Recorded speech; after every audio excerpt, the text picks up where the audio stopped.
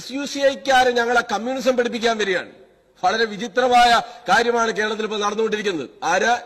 SUCI കേരളത്തിലെ communist പാർട്ടിയെ communism പഠിപ്പിക്കാൻ വേണ്ടി വരികയാണ്. സാർ, ഈ നാട്ടിലെ ജന്മിമാരുടെ മുന്നിൽ, മാടമ്പിമാരുടെ മുന്നിൽ എല്ലാ അർത്ഥത്തിലുള്ള ഏത് തരത്തിലുള്ള ഭീകരമായ മർദ്ദനങ്ങളെ ഈ നാട്ടിലെ തൊഴിലാളികളെ, കൃഷിക്കാരനെ അവൻ ആടുമാടുകളെ പോലെ പണിയെടുപ്പിച്ച് അവന്റെ ആനുകൂല്യങ്ങൾ കൊടുക്കാതിരുന്നപ്പോ ചെമ്പതാകയുമായി ഒറ്റയ്ക്ക് ആ ജന്മി മാടമ്പിമാരുടെ അവരുടെ എല്ലാ അധികാരത്തെയും ഭീകരമായ മർദ്ദനങ്ങളെ അതിജീവിച്ചാണ് ഈ ചെങ്കൊടിയും ഈ കമ്മ്യൂണിസ്റ്റ് പാർട്ടിയും കേരളത്തിൽ വളർന്നത്. ഒരു പാവപ്പെട്ടവരുടെ ആനുകൂല്യങ്ങളും നിഷേധിക്കില്ല സാർ.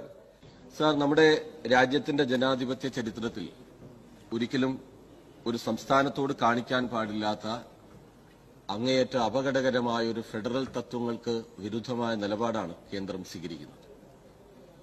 കേരളം എന്നത് BJPയുടെ രാഷ്ട്രീയ താൽപര്യങ്ങൾക്ക് വഴങ്ങുന്നില്ല.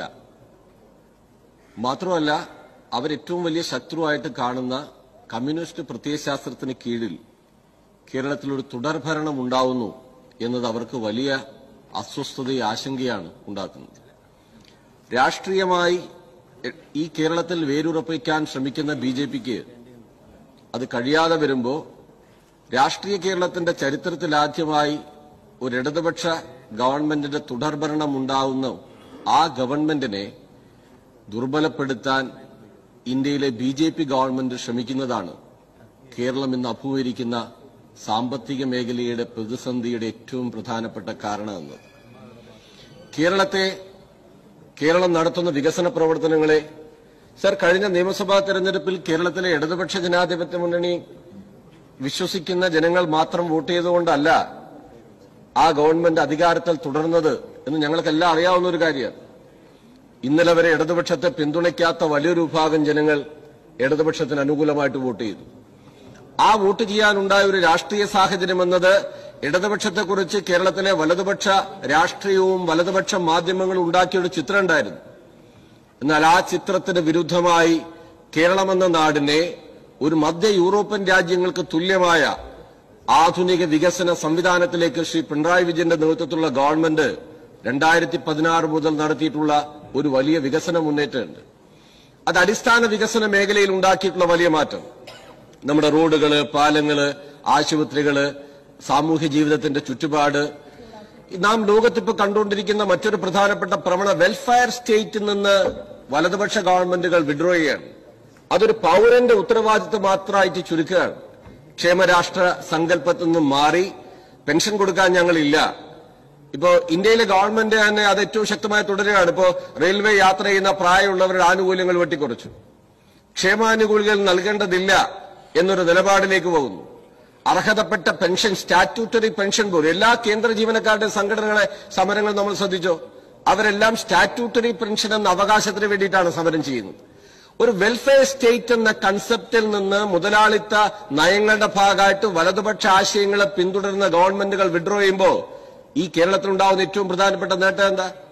കേരളത്തിൽ സാമൂഹ്യ സുരക്ഷാ മേഖലയിൽ ഏതാണ്ട് 10-16ഓളം ക്ഷേമ പെൻഷനുകൾ നൽകുന്ന ഗവൺമെന്റായി ഈ ഗവൺമെന്റ് മാറി. ജനങ്ങളെ പ്രൊട്ടക്ട് ചെയ്യുന്ന ഗവൺമെന്റായിട്ട് മാറി. ഇവിടെ വിഡ്രോ ചെയ്യുകയല്ല ചെയ്തത്. ആധുനിക വികസന കാഴ്ചപ്പാടിനെയും അതോടൊപ്പം തന്നെ ജനങ്ങളുടെ ക്ഷേമാവശ്യങ്ങളെയും സംരക്ഷിക്കുന്ന, അതിന് പ്രാധാന്യം കൊടുക്കുന്ന ഒരു ഗവൺമെന്റായിട്ട് നമ്മുടെ ഗവൺമെന്റ് മാറി. സർ, നവംബർ 1 കേരളം ഒരു ചരിത്രപ്രധാനമായ ഒരു പ്രഖ്യാപനത്തിന് കാതോർത്ത് നിൽക്കുകയാണ്.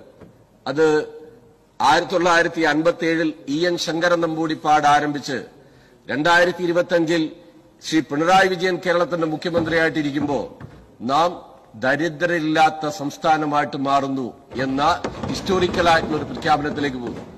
എന്താണ് ഇടതുപക്ഷ വികസന കാഴ്ചപ്പാടിന്റെ വ്യത്യസ്തത? ഞങ്ങൾക്ക് അഭിമാനത്തോടെ പറയാൻ കഴിയും, ഇന്ത്യയിൽ ഏത് സംസ്ഥാനങ്ങളെടുത്താലും ഏത് വികസന കാര്യങ്ങൾ അവലോകനം ചെയ്താലും ചേരികളെ സൃഷ്ടിക്കലായിരുന്നില്ല, പാവപ്പെട്ട ജനങ്ങളെ അവരെ കൂടുതൽ ദരിദ്ര നാരായണന്മാരാക്കുന്നതായിരുന്നില്ല. സർ, ഇവിടെ ഓട്ടോറിക്ഷ ഓടിക്കുന്ന ഒരാളുടെ മകൻ ഓട്ടോറിക്ഷക്കാരനായിട്ടല്ല വളർന്നത്.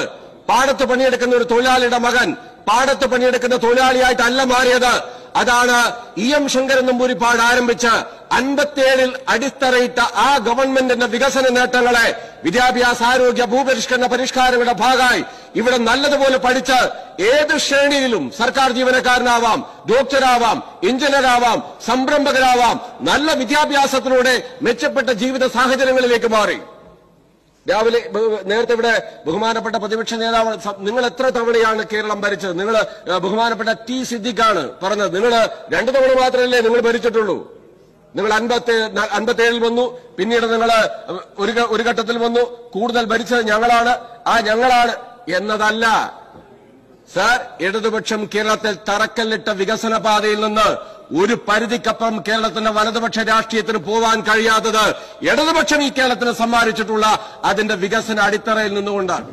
ആ മാറ്റമാണ് അതിദരിദ്രരില്ലാത്ത സംസ്ഥാനമായിട്ട് കേരളം മാറുന്നു. ഈ ലോകത്തിന് മാതൃകയായി ഇടതുപക്ഷ വികസന ബദൽ എന്താണ്? ഒരു കമ്മ്യൂണിസ്റ്റ് ഗവൺമെന്റ്, ഒരു കമ്മ്യൂണിസ്റ്റ് പാർട്ടി നേതൃത്വം കൊടുക്കുന്ന ഗവൺമെന്റ് അധികാരത്തിൽ വന്നാൽ ആ നാട്ടിൽ എന്താണ് സംഭവിക്കുക എന്നത് EMS മുതൽ പിണറായി വിജയൻ വരെ ഈ കേരളം ഭരിച്ച ഗവൺമെന്റുകൾ ഈ കേരളത്തിനും ലോകത്തിനും നൽകിയിട്ടുള്ള ഇടതുപക്ഷ ഓൾട്ടർനേറ്റീവാണ് കേരളത്തിന്റെ വികസനം എന്നത് നമുക്ക് കാണാൻ കഴിയും. ആ ഒരു ബദൽ വികസന കാഴ്ചപ്പാട് നമ്മൾ അവതരിപ്പിച്ചു. സർ, നാട്ടിൽ എല്ലാവരുടെയും താല്പര്യങ്ങൾ സംരക്ഷിക്കുന്ന ഒരു നിലപാടാണ് നാം സ്വീകരിച്ചത്. കേവലം വികസനം മാത്രമായിരുന്നില്ല, മെച്ചപ്പെട്ട സാമൂഹ്യ ജീവിത അന്തരീക്ഷം നാം ഉണ്ടാക്കി, മെച്ചപ്പെട്ട ഒരു സാംസ്കാരിക തല ഉണ്ടാക്കി, വർഗീയതയ്ക്കെതിരെ ഏറ്റവും ശക്തമായ നിലപാട് സ്വീകരിച്ചു. സാറ് രാജീവ് ചന്ദ്രശേഖരൻ ഇപ്പോ BJPയുടെ പ്രസിഡന്റായിട്ട് വന്നു എന്നെല്ലാം പറഞ്ഞിട്ട് വലിയ ആഹ്ലാദം വലതുപക്ഷ മാധ്യമങ്ങൾ കൊടുക്കുന്ന ഒരു വലിയ പ്രമോ, അതിന്റെ ഭാഗമായിട്ടുള്ള അന്തരീക്ഷം. ഒരു കാര്യം എന്താ, കേരളത്തിലെ ഏറ്റവും പ്രധാനപ്പെട്ട ഒരു മീഡിയയുടെ തലപ്പത്തിരിക്കുന്ന രാജീവ് ചന്ദ്രശേഖരൻ കേരളത്തിലെ BJPയുടെ സംസ്ഥാന അധ്യക്ഷൻ കൂടിയായിട്ട് വരികയാണ്. ഒരു പുതിയ തലത്തിലേക്ക് കേരള രാഷ്ട്രീയത്തെ കൊണ്ടുപോകാനുള്ള ശ്രമമാണ്. കേരളത്തിന്റെ വലതുപക്ഷ രാഷ്ട്രീയവും വലതുപക്ഷ മാധ്യമങ്ങൾ വിഭാഗവും സ്വീകരിക്കുന്ന കടുത്ത ഇടതുപക്ഷ വിരുദ്ധതയുണ്ട്. ആ ഇടതുപക്ഷ വിരുദ്ധത അവർ ക്രിട്ടിക്കൽ ഇവാലുവേഷൻ അല്ല, ഒരു പോസിറ്റീവായ വിമർശന രീതിയല്ല. കേരളത്തിലെ ബംഗാളിലെ ഗവൺമെന്റിന് ഒരു ഘട്ടത്തിൽ തകർത്തതുപോലെ ബംഗാളിലെ ഗവൺമെന്റിന് ഇല്ലാതിരുന്ന കുറ്റം ഉണ്ടായിരുന്നില്ല. SUCIക്കാര് ഞങ്ങളെ കമ്മ്യൂണിസം പഠിപ്പിക്കാൻ വരികയാണ്. വളരെ വിചിത്രമായ കാര്യമാണ് കേരളത്തിൽ ഇപ്പോൾ നടന്നുകൊണ്ടിരിക്കുന്നത്. ആര്? SUCI കേരളത്തിലെ കമ്മ്യൂണിസ്റ്റ് പാർട്ടിയെ കമ്മ്യൂണിസം പഠിപ്പിക്കാൻ വേണ്ടി വരികയാണ്. സാർ, ഈ നാട്ടിലെ ജന്മിമാരുടെ മുന്നിൽ, മാടമ്പിമാരുടെ മുന്നിൽ എല്ലാ അർത്ഥത്തിലുള്ള ഏത് തരത്തിലുള്ള ഭീകരമായ മർദ്ദനങ്ങളെ ഈ നാട്ടിലെ തൊഴിലാളികളെ, കൃഷിക്കാരനെ അവൻ ആടുമാടുകളെ പോലെ പണിയെടുപ്പിച്ച് അവന്റെ ആനുകൂല്യങ്ങൾ കൊടുക്കാതിരുന്നപ്പോ ചെമ്പതാകയുമായി ഒറ്റയ്ക്ക് ആ ജന്മി മാടമ്പിമാരുടെ അവരുടെ എല്ലാ അധികാരത്തെയും ഭീകരമായ മർദ്ദനങ്ങളെ അതിജീവിച്ചാണ് ഈ ചെങ്കൊടിയും ഈ കമ്മ്യൂണിസ്റ്റ് പാർട്ടിയും കേരളത്തിൽ വളർന്നത്. ഒരു പാവപ്പെട്ടവരുടെ ആനുകൂല്യങ്ങളും നിഷേധിക്കില്ല സാർ. എന്നാൽ തീർക്കാൻ പറ്റാത്ത മുദ്രാവാക്യങ്ങൾ ഉയർത്തി ഒരു ഗവൺമെന്റിനെ, കേന്ദ്ര ഗവൺമെന്റ് ചെയ്യേണ്ട ഒരു കാര്യം, ആ സമരത്തിന്റെ പ്രധാന കണ്ടന്റ് എന്താണ് സാർ? വർദ്ധിപ്പിക്കാത്തതാണോ? ഇന്ത്യയിൽ ഏറ്റവും കുറഞ്ഞ വേതനം കൊടുക്കുന്ന സംസ്ഥാനമായിട്ടാണോ? എല്ലാ തൊഴിലാളികളുടെയും എല്ലാ ജീവനക്കാരുടെയും ആനുകൂല്യങ്ങൾ സംരക്ഷിക്കപ്പെടണം. ആശാ വർക്കർമാരെന്നത് നമ്മളെല്ലാം ആദരിക്കുന്ന, നമ്മളെല്ലാം ബഹുമാനിക്കുന്ന ഈ സമൂഹത്തിലെ സ്കീം വർക്കേഴ്സ് എന്ന നിലയിൽ അവരെ ആദരിക്കാത്ത പഞ്ചായത്ത് ഏതാ ഉണ്ടാകുക? അവരെ ആദരിക്കാത്ത ജനപ്രതിനിധികൾ ആരാ ഉണ്ടാകുക? എന്നാൽ കേന്ദ്ര ഗവൺമെന്റിനുള്ള അധികാരം വെച്ച് അവർക്ക് അനുകൂലമായ തീരുമാനമെടുക്കാൻ തയ്യാറാവാതെ, അവരെ സംരക്ഷിക്കുന്ന നിലപാട് സ്വീകരിക്കാതെ സംസ്ഥാന ഗവൺമെന്റിന്റെ തലയിലേക്ക് സ്കീം വർക്കർമാരുടെ ഉത്തരവാദിത്തം അടിച്ചേൽപ്പിക്കാൻ ശ്രമിക്കുമ്പോൾ ഇന്ത്യൻ നാഷണൽ കോൺഗ്രസിനെ പോലൊരു രാഷ്ട്രീയ പാർട്ടി നാളെ നിങ്ങളും അധികാരത്തിൽ വരില്ലേ? നിങ്ങളും അധികാരത്തിൽ സ്വാഭാവികമായിട്ട് വരില്ലേ? സ്കീം വർക്കേഴ്സിന്റെ കാര്യത്തിൽ ഒരു സ്കീം വർക്കേഴ്സ് മാത്രമാണോ? നാളെ എല്ലാവരും ഈ ആവശ്യങ്ങൾ ഉന്നയിച്ചാൽ കേന്ദ്ര ഗവൺമെന്റ് ചെയ്യുന്ന ബഹുമാനപ്പെട്ട പ്രതിപക്ഷ നേതാവ് ഉൾപ്പെടെയല്ലേ വളരെ പരിണിതപ്രജ്ഞരായ രാഷ്ട്രീയ നേതൃത്വമാണ് അവരെല്ലാം. നാളെ കേന്ദ്ര ഗവൺമെന്റ് ഇപ്പൊ 40-60 നിന്ന് അവർ വിഡ്രോ ചെയ്ത് തുടങ്ങി. അവർ മെല്ലെ വിഡ്രോ ചെയ്യാണ്. ആ വിഡ്രോ ചെയ്താൽ ഇപ്പൊ തമിഴ്നാട്ടിൽ കഴിഞ്ഞ ദിവസം ഒരു മീറ്റിംഗ് നടക്കുന്നുണ്ടായല്ലോ. എല്ലാ പ്രതിപക്ഷ രാഷ്ട്രീയ 14ഓളം ദേശീയ പാർട്ടികൾ പങ്കെടുത്തു. മണ്ഡല പുനർനിർണയത്തിലേക്ക് പോവാണ്. ഇന്ത്യയിൽ BJP നടപ്പിലാക്കുന്നത് അപകടകരമായ സംസ്ഥാനങ്ങളുടെ അവകാശങ്ങൾ കവർന്നെടുക്കാനും സാമ്പത്തികമായ ഭാരം സംസ്ഥാനങ്ങളെ അടിച്ചേൽപ്പിക്കുക എന്ന നിലപാടിലേക്കുമാണ് അവർ പോകുന്നത്. ആ പോകുന്ന ഘട്ടത്തിൽ കേരളം പിണറായി വിജയന്റെ ഗവൺമെന്റാണ് ഭരിക്കുന്നത്. ആ ഭരിക്കുന്നത് കൊണ്ട് അവരുടെ തലയിൽ ഇരിക്കട്ടെ ഇതല്ല എന്ന നിലയിൽ അങ്ങനെ ഒരു വിരുദ്ധ നിലപാട് സ്വീകരിച്ചു പോകുന്നത് കേരളത്തിലെ പ്രതിപക്ഷത്തിന് ഗുണമാണോ എന്ന കാര്യം അവർ സൂക്ഷ്മമായിട്ട് പരിശോധിക്കേണ്ട കാര്യമാണ്. അങ്ങ് SUCIയെ കുറിച്ചിട്ടാണ് ഇപ്പൊ സംസാരിച്ചത്. ദേശീയ തലത്തിൽ വലിയൊരു പൊതുപണിമുടക്ക് പ്രഖ്യാപിച്ചിരിക്കുകയാണ്. ആ പൊതുപണിമുടക്ക് പ്രഖ്യാപിച്ചിരിക്കുന്നത് ദേശീയ തലത്തിലെ പ്രധാനപ്പെട്ട ട്രേഡ് യൂണിയനുകളാണ്. അതിൽ ഒപ്പുവച്ചിരിക്കുന്നത് ആദ്യം INTUC, പിന്നെ AITUC, പിന്നെ HMS, പിന്നെ CITU, പിന്നെ AIUTUC. AIUTUC എന്ന് പറഞ്ഞാൽ SUCIയുടെ തൊഴിലാളി സംഘടനയാണ്. അപ്പൊ തൊഴിലാളികൾക്ക് വേണ്ടി ദേശീയ തലത്തിൽ എല്ലാവരും ഒരുമിച്ച് നിന്നുകൊണ്ടാണ് ഇപ്പൊ അങ്ങ് പറഞ്ഞ BJP സർക്കാരിന്റെ തൊഴിൽ നയത്തിനെതിരായിട്ട് പോരാടുന്നത്. ഇപ്പൊ പാവപ്പെട്ട തൊഴിലാളികൾ സമരം ചെയ്യുമ്പോൾ അവരുടെ ഒരു സംഘടന സമരം ചെയ്തു, ന്യായമാണ് എന്ന് തോന്നിയപ്പോൾ, അത് ശരിയായ ഒരു ആവശ്യമാണ് എന്ന് തോന്നിയപ്പോൾ ഞങ്ങൾ അതിന് പിന്തുണ കൊടുത്തു. അതിൽ എന്ത് തെറ്റാ? ഞങ്ങളുടെ MP-മാരെന്താ ചെയ്യുന്നത്?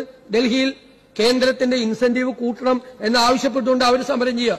ഞങ്ങളിവിടെ നിങ്ങളോട് റിക്വസ്റ്റാണ് ചെയ്തത്. ഞാൻ മുഖ്യമന്ത്രിയെ നേരിട്ട് കണ്ട് റിക്വസ്റ്റ് ചെയ്ത്, ഒന്ന് പരമാവധി സഹായിക്കും, അത് പ്രശ്നം തീർക്ക്. നമ്മൾ 10 കൊല്ലം മുമ്പ് ഇവിടെ എളമരം കരീം ആവശ്യപ്പെട്ടിരുന്ന ഒറ്റ കാര്യമാണ് ഇത് തന്നെ, 10,000 രൂപയെങ്കിലും ആക്കണമെന്ന്. അതിപ്പോ 10 കൊല്ലം കഴിഞ്ഞപ്പോ അവരാവശ്യപ്പെട്ടപ്പോ ഞങ്ങൾ പിന്തുണ കൊടുത്തെന്ന് മാത്രമേ ഉള്ളൂ. അങ്ങനെയൊക്കെ എന്ത് തെറ്റാണ് അതിനകത്ത് പറയാൻ പറ്റുന്നത് ഞങ്ങളുടെ ഭാഗത്തുനിന്ന്? സാർ, അത് ഞാൻ ഉന്നയിച്ച കാര്യം SUCI ഞങ്ങളെ കമ്മ്യൂണിസം പഠിപ്പിക്കാൻ വരണ്ട എന്നുള്ളൊരു ഭാഗമാണ് ഞാൻ പറഞ്ഞത്. SUCI ഞങ്ങളെ കമ്മ്യൂണിസം പഠിപ്പിക്കുകയാണ്, ആ ഭാഗം പറഞ്ഞു. ഒപ്പം ഞാൻ പറയുന്ന പ്രധാനപ്പെട്ട കാര്യം, കേന്ദ്രം ചെയ്യേണ്ട ഒരു ഉത്തരവാദിത്വം, നാളെ UDF കേരളം ഭരിച്ചാലും ഇങ്ങനൊരു ആവശ്യം സ്കീം വർക്കേഴ്സ് ഉന്നയിച്ചാൽ നിങ്ങൾക്കത് നടപ്പിലാക്കാനുള്ള ബുദ്ധിമുട്ടുണ്ടാവും. കേന്ദ്രമാണ് അത് വർദ്ധിപ്പിക്കേണ്ടത്. വർദ്ധിപ്പിച്ചാൽ ഇവിടെ സ്വാഭാവികമായിട്ടും വർദ്ധിപ്പിക്കും. ആ വർദ്ധിപ്പിക്കണമെന്ന നിലപാട് സ്വീകരിക്കുന്നതിന് പകരം സ്കീം വർക്കേഴ്സിൽ ബഹുമാനപ്പെട്ട പ്രതിപക്ഷ നേതാവ് ഈ കേന്ദ്ര ട്രേഡ് യൂണിയൻ സംഘടനകളുടെ ഡിമാൻഡിൽ ഈ SUCIയുടെ തൊഴിലാളി വിഭാഗം അണിനിരക്കുന്നതിനെ സംബന്ധിച്ചാണ് സൂചിപ്പിച്ചത്. ഇടതുപക്ഷ ട്രേഡ് യൂണിയനുകളും INTUC ഉൾപ്പെടെയുള്ള ട്രേഡ് യൂണിയൻ സംഘടനകളും ഈ അഖിലേന്ത്യാ സമരത്തിലുണ്ട്. ആ അഖിലേന്ത്യാ സമരത്തിൽ ഉന്നയിച്ച ഡിമാൻഡും ഇവിടെ അവർ ഉന്നയിക്കുന്ന ഡിമാൻഡും വ്യത്യസ്തമാണ്. അഖിലേന്ത്യാ തലത്തിൽ ഉന്നയിച്ചിട്ടുള്ള എല്ലാ ഡിമാൻഡിനോടും കേരളത്തിലെ ഇടതുപക്ഷ ജനാധിപത്യ മുന്നണി ഗവൺമെന്റിന് യോജിപ്പാണുള്ളത്.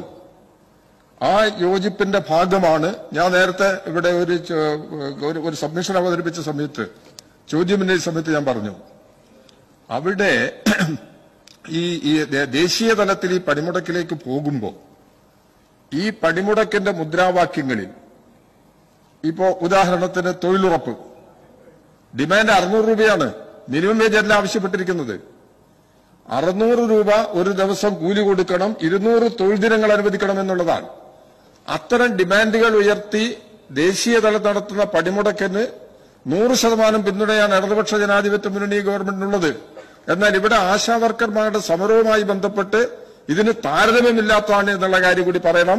കേന്ദ്ര ട്രേഡ് യൂണിയൻ സംഘടനയായ INTUC പോലും ആ സമരത്തോട് യോജിക്കുന്നില്ല. അതാണ് കേരളത്തിന്റെ യാഥാർത്ഥ്യം. സാർ, ബഹുമാനനായ രാമകൃഷ്ണ ചേട്ടനും പറഞ്ഞ കാര്യം ബഹുമാനപ്പെട്ട പ്രതിപക്ഷ നേതാവ് പറഞ്ഞതും യഥാർത്ഥ പോയിന്റിലേക്കാണ് അദ്ദേഹം പറഞ്ഞത്. ഇതാ ദേശീയ തലത്തിലെ BJPയുടെ സംഘപരിവാറിന്റെ ഈ ഓട്ടോക്രസിക്കെതിരെ ഇന്ത്യയിലെ തൊഴിലാളി സംഘടനകളെല്ലാം യോജിച്ചു നിൽക്കുന്നു. ഞങ്ങൾ പറയുന്ന പ്രധാനപ്പെട്ട പോയിന്റ് എന്താ? ഈ പോയിന്റ് പറയുന്നതിന് പകരം കേരളത്തിലെ സ്കീം വർക്കേഴ്സിന്റെ ഒരു സ്കീം വർക്കേഴ്സ് അല്ല ഉള്ളത്. അംഗൻവാടിയുടെ പ്രശ്നങ്ങൾ സ്വാഭാവികമായിട്ട് ഉയർന്നു വരികയാണ്.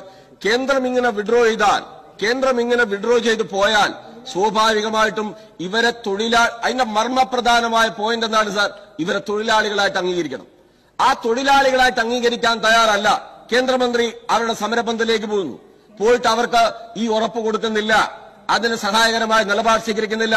ആരോഗ്യമന്ത്രി കാണാൻ പോകുന്നു. ആരോഗ്യമന്ത്രിയെ സംസാരിക്കാൻ അവർ ആദ്യഘട്ടത്തിൽ തയ്യാറാവുന്നില്ല.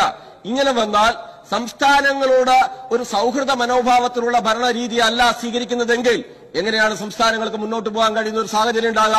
ഈ സാഹചര്യത്തെ ബഹുമാനപ്പെട്ട പ്രതിപക്ഷം അഡ്രസ് ചെയ്യേണ്ടതല്ലേ എന്ന ചോദ്യമാണ് ഞാൻ പ്രധാനമായിട്ട് ചോദിക്കുന്നത്. അതിന്റെ അവരുന്നയിക്കുന്ന മുദ്രാവാക്യം ശരിയല്ല. അല്ലെങ്കിൽ അവരുന്നയിക്കപ്പെടുന്ന കേരളത്തിലോ എവിടെയാണെങ്കിലും തൊഴിൽ ചെയ്യുന്നവർക്ക് അവരുടെ അവകാശങ്ങൾ ഉന്നയിക്കാനുള്ള അവകാശമുണ്ട്. ആ അവകാശത്തെ സ്വാഭാവികമായിട്ട് പ്രതിപക്ഷം പിന്തുണയ്ക്കുക എന്നുള്ളത് നിങ്ങളുടെ രാഷ്ട്രീയമായ താല്പര്യത്തിന്റെ ഭാഗമാവാം. നിങ്ങൾ എന്തെങ്കിലും അപരാധം ചെയ്തു എന്നുള്ളതല്ല. ഇവിടെ പ്രശ്നം അടിസ്ഥാനപരമായ പ്രശ്നങ്ങൾ കാണാതെ കേവലമായതിന്റെ യുക്തിയിൽ വെച്ച് ഒരു ഗവൺമെന്റിനെ ആക്ഷേപിക്കുന്നത് ശരിയല്ല എന്ന നിലയിലുള്ള കാര്യമാണ് പ്രധാനമായിട്ടും നമുക്കിവിടെ കാണുക. തൊഴിലാളികൾ എന്ന അവരുടെ ഏറ്റവും പ്രധാനപ്പെട്ട ഒരു പോയിന്റ് അംഗീകരിക്കാൻ കേന്ദ്ര ഗവൺമെന്റ് സന്നദ്ധമാവുന്നതേയില്ല. ആ സന്നദ്ധമാവാത്ത കാര്യം ചൂണ്ടിക്കാണിക്കുന്നത് അവർക്കും വലിയ താല്പര്യം സ്വാഭാവികമായിട്ട് കാണുന്നുമില്ല. സാർ, ലക്ഷ്യം എന്നത് ഒരു മഴവിൽ സഖ്യമായി രൂപപ്പെട്ട് കേരളത്തിലെ ഇടതുപക്ഷ ജനാധിപത്യ മുന്നണി ഗവൺമെന്റ്